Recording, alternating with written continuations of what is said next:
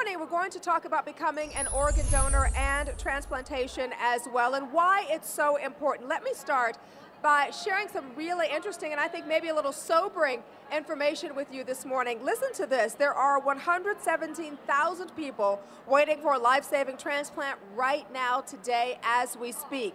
18 people die every day waiting because an organ did not become available in time. And finally, a new name is added to the national waiting list every 11 minutes.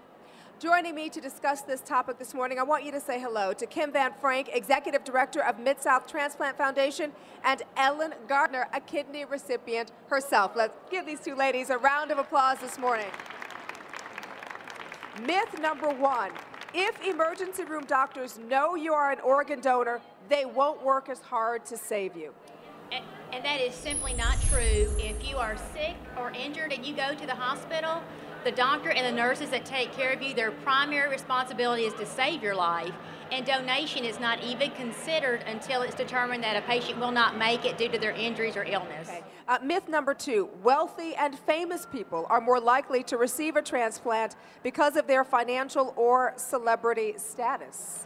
Again, not true. When a patient is put on a waiting list for that life-saving organ, their financial status and celebrity status are not considered. The things that are important is the severity of their illness, how long they've been waiting on that organ, their type of blood type, and other medical information.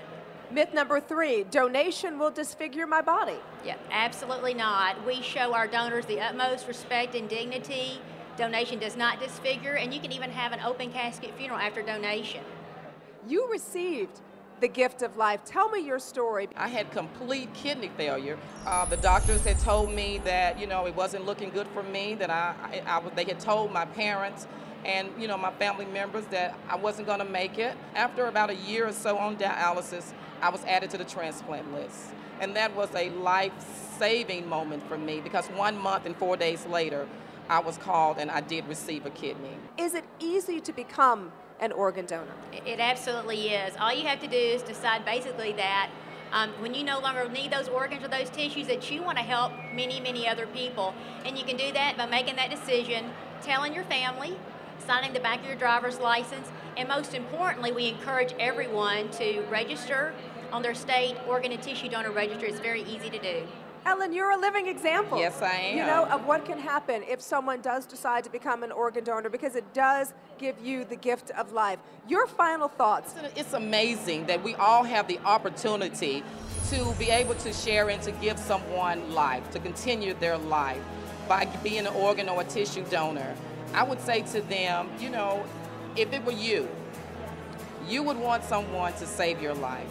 It's an amazing, Mid-SouthTransplant has been wonderful. These are a very hard-working organization that has really been great to me in getting the word out to help people like you and myself, because I also was not aware of this until it happened to me. And so now I am an advocate for the Mid-SouthTransplant Foundation to help get the word out, to let people see me and to understand this is important and we can continue life. God has been good to us.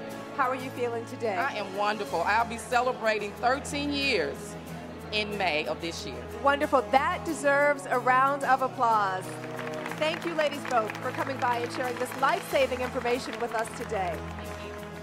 And if you'd like more information on what you've seen here, it's really easy to find out more. Simply go to the website midsouhtransplant.org. That's midsouhtransplant.org.